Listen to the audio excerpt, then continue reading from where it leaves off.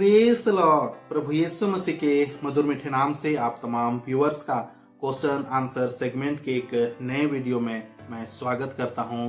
Shalom प्रियो, आज मैं आप सारे व्यूअर्स के सामने क्वेश्चन नंबर 6 के रिप्लाई के साथ आया हूं।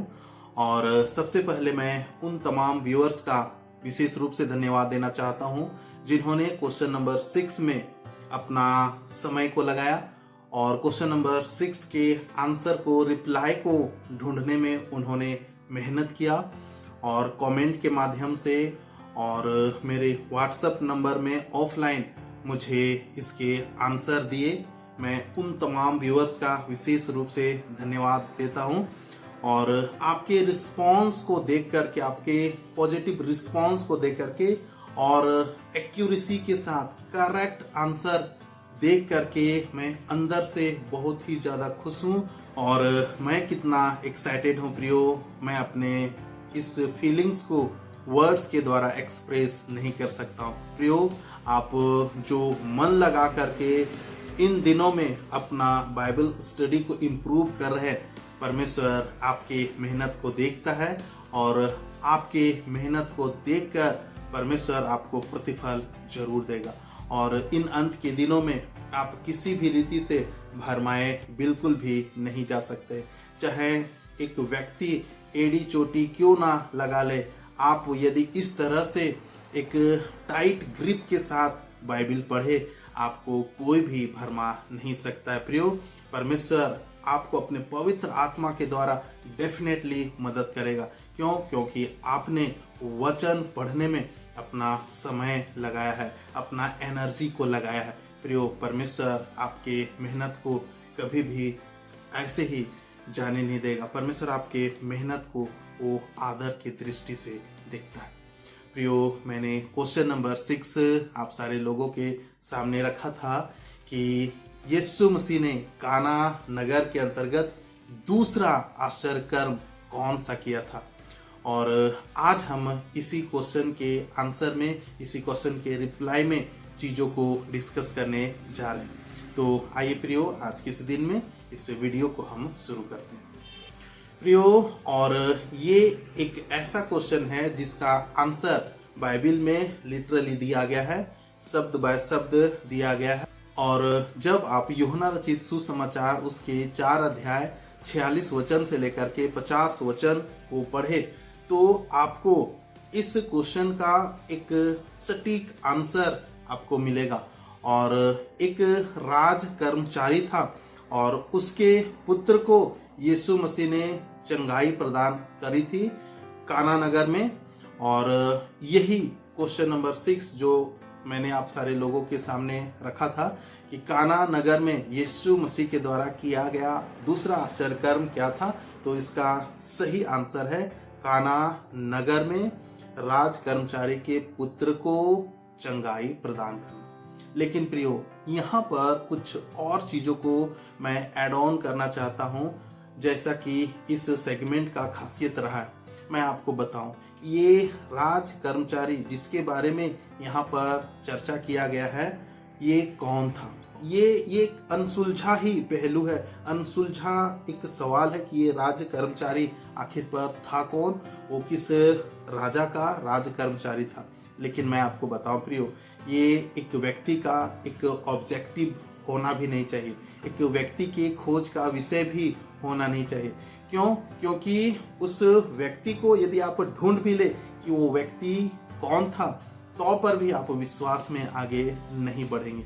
संभव है कि आप ज्ञान में आगे बढ़ जाए, लेकिन विश्वास में आगे आप बिल्कुल भी नहीं बढ़ पाएंगे। तो यहाँ मैं आपको इस बात को बताना चाहता हूँ कि हम सारे लोगों का ये ऑब्जेक्टिव बिल्कुल भी नहीं होना चाहिए कि ये राज्य कर्मचारी कौन था। और चूंकि अलग अलग सोर्स में भी जब आप देखेंगे तो क्लियर कट आपको नहीं मिलेगा, तो बेवजह सरफोड़ी करने का भी कोई मतलब नहीं बनता है। और इस खंड को यदि आप पढ़े तो मैं आपको बताऊं प्रियो, ये व्यक्ति, ये राज कर्मचारी वो कफरनहुम में से वो काना नगर में आया था। और जब उस राज कर्मचारी ने इस बात को सुना कि यीशु मसीह वो यहूदिया में से अब काना नगर में वो लौट करके आया है, तो वो कफरनहूम में से वो चल करके काना नगर में आता है और अपने पुत्र के विषय में एक निवेदन को रखता है कि मेरा पुत्र मरने को है और तू उसके लिए चल और उसे तू चंगा कर। और यीशु मसीह उस राज कर्मचारी को कड़े शब्दों के द्वारा भी बोलता है कि जब तक तुम चिन्ह और अद्भुत काम को ना देख लो तुम विश्वास ना करोगे।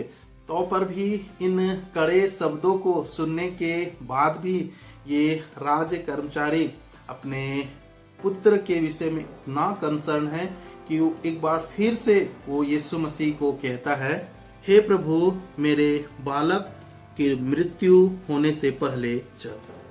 प्रियो, और ये एक ऐसा व्यक्ति है जिसके जीवन से हमें काफी कुछ लर्न करने के लिए, काफी कुछ सीखने के लिए हम सारे लोगों को वो मिलता है।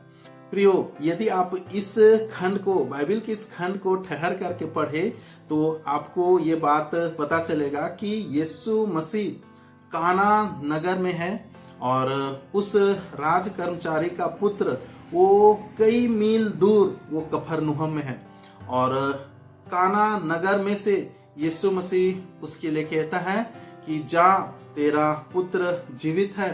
और वो व्यक्ति जो है, वो व्यक्ति इस बात के ऊपर विश्वास करता है। पवित्र शास्त्र वचन में लिखा गया है,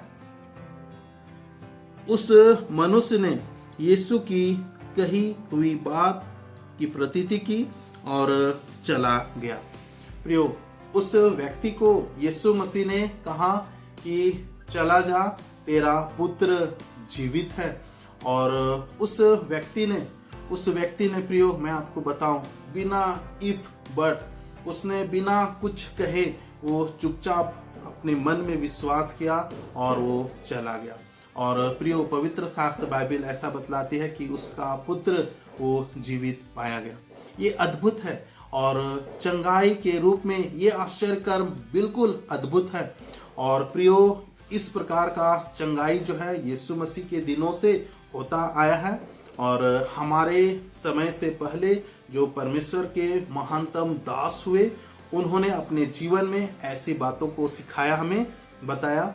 और उन्हीं दास में से हमारे एक बहुत ही अति प्रिय दास रहे अंकल डीजीएस दिनाकरन।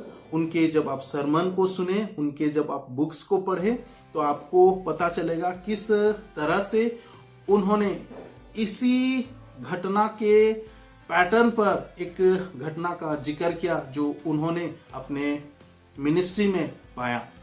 प्रियो, अंकल डीजीएस दिनाकरन एक जगह पर वो सभा ले रहे थे और उनके पास कुछ लोग आते हैं और एक लेटर के रूप में, रिकमेंडेशन लेटर के रूप में वो लेकर के आते हैं और वो उस मीटिंग वाले स्थान में से वो परिवार जो वो प्रार्थना रिक्वेस्ट लेकर के आए होते हैं और उनका घर पूरी तरह से दुष्टात्मा ग्रसित हो रखा होता है और उस स्थान में से अंकल डीजीएस दिनाकरन दुआ करते हैं और ये दुष्टात्मा ग्रसित घर पूरी तरह से वो दुष्ट आत्माओं से आजाद हो जाता है, पूरी तरह से दुष्ट आत्मा से आजाद हो जाता है प्रियो।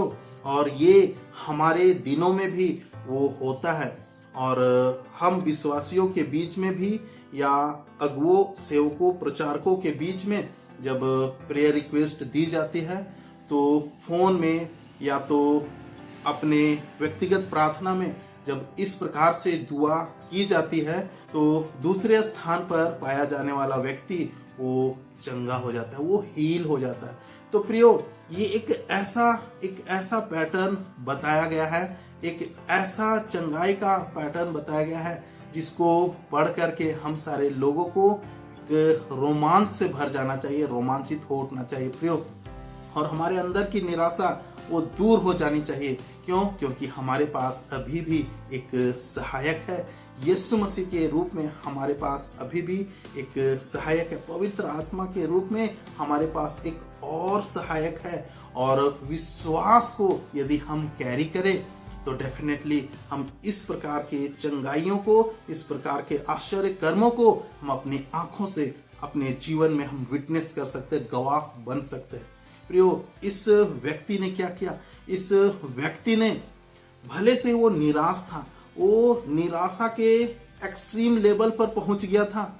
उसका पुत्र मरने पर था। अपने पुत्र के विषय में कहता है कि मेरे पुत्र के मरने से पहले तो चल। प्रियो, वो इतना निराशा की इस लेवल पर पहुंच गया था। अब उसकी आशा जो है वो टूटने वाली थी। ऐसे दशा में वो पहुंच गया था। और मैं बताऊं प्रियो, वो राज कर्मचारी था। वो चाहता तो वो किसी नौकर को या किसी अन्य लोगों को भेज सकता था, लेकिन वो खुद आया।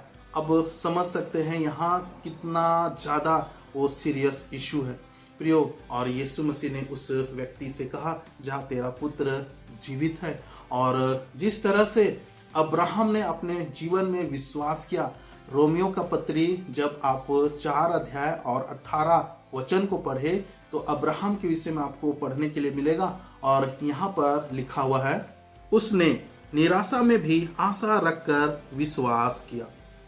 जी हाँ प्रियो, अब्राहम अपने जीवन में संतान की आशा को लेकर पूरी तरह से वो निराश हो चुका था। फिर भी निराशा के बीच में उसने परमेश्वर के ऊपर भरोसा किया। और इसी तरह ये व्यक्ति, ये राज कर्मचारी यीशु मसीह के ऊपर विश्वास करता है और उसी निराशा के बीच में आशा को वो थामता है और विश्वास करता है। और वचन जैसा कहता है, परमेश्वर अपने पास आने वाले को प्रतिफल देता है। और इस व्यक्ति को भी यीशु मसीह की ओर से प्रतिफल मिला।